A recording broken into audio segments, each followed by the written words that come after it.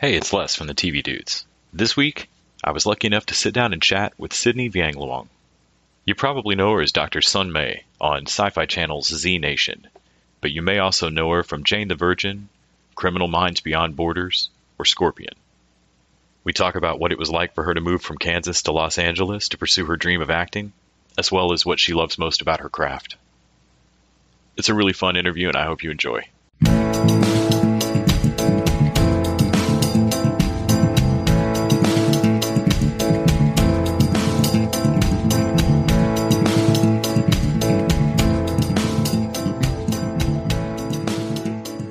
Hey, Les.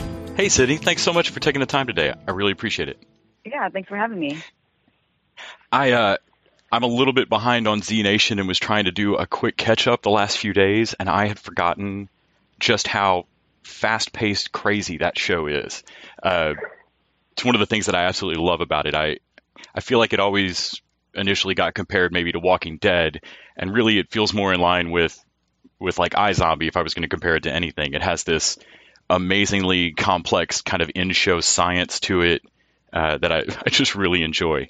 When you first got the audition for Sun Mi, coming off of was it Isle of Zombies? When did you first know that this wasn't going to be just shuffling Night of the Living Dead? I mean, when I got the audition, of course, I watched the show, a couple episodes of the show, and I kind of knew about it just through promos on the Sci-Fi Network, and I kind of already had a feeling of the tone, understanding the tone of it, and like you said, it's not. I always like to compare it, or I like to describe the show as the quirky stepsister of The Walking Dead, and like you said, it's completely, the tone is completely different than The Walking Dead. It's more like iZombie. We have like comedy, we have campiness, we have cheesiness, there's like drama as well. And so, I just based on doing my research, it definitely has its own unique tone, and we know exactly what we are. So, I had seen in your bio that you grew up in Wichita and did high school and college there. I'm always curious what prompts the scary step to move to Los Angeles. Do you remember? Did you get a job at the studio, or what prompted it? I think I've always been drawn to movies and TV. Growing up, I always remember looking forward to going to the movies with my uncle. Would always take my sisters and my cousins. We'd always go see the movies almost every weekend, and that was one of my childhood pastimes. And I remember looking forward to every Friday. My father would move when you could still rent movies at like Blockbuster or Hollywood Video, yeah. And I just remember always being drawn towards just movies. And as well as when I was young, I always remember knowing that there was a feeling inside me that I was meant for something bigger than myself, and that I wasn't going to do something, I guess, typical or conventional. So I was still I knew that about me, but I didn't know what talent I had in order to, whatever gifts I had. I didn't think I had any, special talents or gifts. I couldn't, play the piano, or I wasn't in drama class in high school. I played basketball, and I was a pretty good basketball player, but nothing super extraordinary that I could really say, okay, this is what I'm going to do.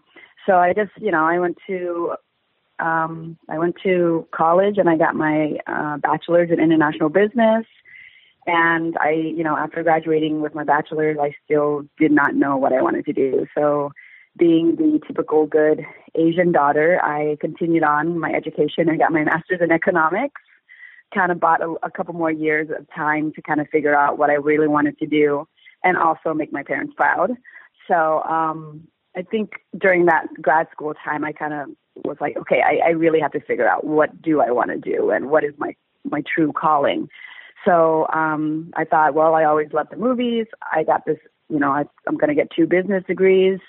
So how about I just mesh the two together, and I'm going to run one day run a studio, a big movie studio one day. So I ended up just submitting my resume to all the big Hollywood studios on the business and finance side, accounting, and figured, I'm going to move out to Los Angeles when I graduate, and that's what I did. I visited Los Angeles. I fell in love with Los Angeles, and 6 months moving, everyone was like, "Are you crazy? You have no job. You have no job prospects. You don't know anyone in Los Angeles. You're just going to move there." And I said, "Yeah, I knew that for the rest of my life, and I knew that I had a calling that was bigger than myself. So I just took the leap with no opportunities or no connections at all. And after graduating grad school, I just moved out here, started working at 6 months into moving to LA. I finally got a job offer at Fox Studios, and that's how I got my foot in the door on the accounting side at the movie studio. And that was kind of my first taste of Hollywood, and the rest is history. Did that start to feel like maybe a safe version of your real dream? Yeah. When did you decide you wanted to be in front of the camera? I know I paint, and I went to college for graphic design because it calmed my family down a certain amount. Mm-hmm. It kind of always felt like a safer version of like the real art that I would like to do, Yeah. When did you make the scary step to go take a class and decide to get in front of the camera? No, that's a great way to put it. I think it was subconsciously like you said, it was the safe choice, right? It was something that was stable. It was still something, but subconsciously, I think I really wanted to be in front of the camera. And a year into working as an accounting clerk at the movie studio, I kind of just had like an epiphany, like a quarter life crisis, an epiphany. And I was thinking to myself, like, this is not what I'm meant to do. I'm not meant to sit behind an accounting desk. This is not my calling. This is not my true calling. And I wasn't happy. And I knew I wasn't going to be happy, even if I climbed the corporate ladder and I just decided, hey, what do I have to lose? I'm seeing all these actors outside my window walk to their auditions or going to set. And I was like, what do I have to lose? I'll take an acting class. And I started doing research on which acting class to take for beginning actors. And I took my first acting class and fell in love with it. And it tapped, I don't know how to describe it. It really tapped into something within me that I never knew I had, or maybe I always knew I had. And it just gave me this feeling of, oh, okay, this is what I'm meant to do. This is what my calling is. So I just continued taking acting courses and studying with various teachers, and just auditioning and the actor grind of just keeping auditioning and hopefully get your big break. And so that's kind of how my journey started as far as transitioning from the corporate world to an artist, an actor. Was there anything when you first started taking acting classes that surprised you of like, oh, I had never considered that actors were, thinking about that while doing this scene or showing restraint where maybe you think you ought to go broad? Were there any little surprises like that where you went, I don't think I would have thought to do that? What I love about acting, at least for me anyways, is I think a lot of people think it's just, it's all just like you either have it or you don't, like you either are a great actor or you aren't. But I feel like it truly is a craft, and you really have to, and a lot of it is the technical side. Like I used to play basketball, but you have to learn how to dribble first, and you have to know the technique of dribbling and how to do the layup, and you have to. So with the craft of acting, you have to. There's a lot of technical stuff, and there's a lot of research, into a character that you have to do. And I love the melding of the analytical side of analyzing your character, analyzing the storyline, analyzing how everything fits, every scene fits into a bigger arc of a story, and just doing that research. A lot of people don't realize that a lot of it is the technical research, the thinking about story and character. And then you do the emotional work and exercises within that in order to flesh out a three-dimensional human character. And then you can actually let go when you're on screen or on stage. So I think that's what really surprised me when you find the right teacher that teaches you that, the breaking down of a story. So storytelling, I think a lot of studios and teachers and actors really miss that crucial part of being an actor. As that might sound, like, of course, yes, being a storyteller, a great storyteller is very crucial to being a great actor. I think that is oftentimes missed on the macro side, because most studios teach scene study, which is very micro. I've always thought it has to be fascinating to pace a character's emotional arc across an episode or across a season of what your character's going to go through, especially when shooting can be so nonlinear, so that you have to know that, well, Dr. Sun is at this point in this scene.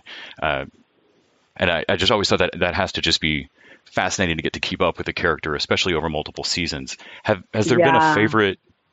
Has there been a favorite moment on Z Nation so far for your character? I think there's been a favorite moment. I just, I was just very grateful to be able to bring, a three-dimensional, strong, smart, capable woman that was specifically Asian to life, because those type of characters don't come across my desk as often, still in 2018, about to be 2019. So I think just the opportunity to play a character that was three-dimensional, had her own storyline within over 3 seasons, I think very grateful and happy to be a part of. So I think growing up, and thinking back to television, I think the only Laotian character I can remember from television is probably Khan from King of the Hill. Yeah. And like you say, even in 2018, Crazy Rich Asians is wonderful, but there should be 50 more of those in the theater too. It shouldn't carry the burden of being the only one in a year, or the big one rather. Looking back on TV or movies that you loved as a kid, is there any particularly favorite character that you think back and wish, it would have been absolutely great if that character had looked like me, or I would love to play that character if they ever remade it now? I've always loved underdog stories. So I've always loved stories where, maybe because I can, as with my own life, I can relate to those, and just someone who's born, out of a certain class, who comes from the lower class and is an outsider who's able to rise above and rise out of their class, or someone themselves up from nothing. So, off the top of my head, one of my favorite movies is Gattaca, that Ethan Hawke and Uma Thurman starred in, and that always resonated with me. Those type of stories always resonate with me, just because, they weren't meant to be great, but they were able to overcome these obstacles, and when society told them they couldn't do it. So. Yeah. I hadn't thought about Gattaca in a while. That's a wonderful movie. It's a beautiful movie. It's just aesthetically too, visually. It's a great movie. So that's one of the movies that just comes off the top of my head. But growing up, there wasn't a lot of Asian American women that I could even look, besides Lucy Liu, and then maybe recently Sandra Oh, who's American. She's not American, she's Asian Canadian. But I couldn't be like, oh wow, like I could do that, I could be that. That was never in my like it never came across my thoughts even. Do you feel like that's starting to change somewhat for girls that are kids now and getting to watch this? Yeah, I feel like there is a shift, with Crazy Rich Asians and, a few more other Asian American projects. I definitely feel a shift just based on the auditions that I'm getting. But there's still a lot of work to be done as far as roles that are specifically Asian American, not just, open casting and, okay, we're going to just go with whoever we want. So I think there is a shift, and I just within the, Asian American community, I feel like collectively we're finally finding a voice, and with that collective power, we can create our own projects and tell our own stories without having to ask for permission from Hollywood. So I feel positive, and I have a positive outlook about where Hollywood was going.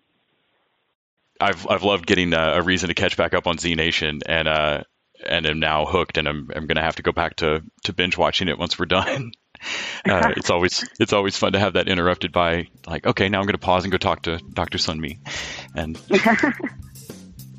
thank you so much for taking out the time today. I really appreciate it. It's been fun watching you on the show, and I can't wait to see what you get to do next. Thank you so much. I appreciate it. Take care. You too. Bye.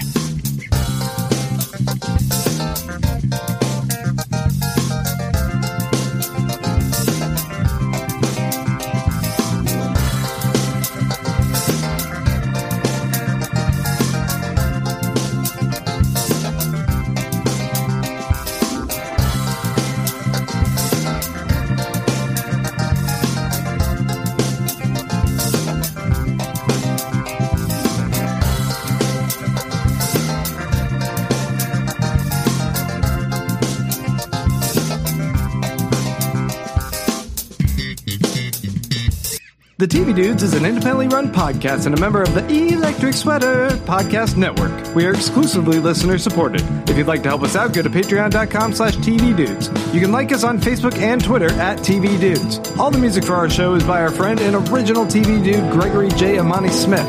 To find out more about us, go to thetvdudes.com and electricsweater.com. I'm Grant Davis. Thanks for listening.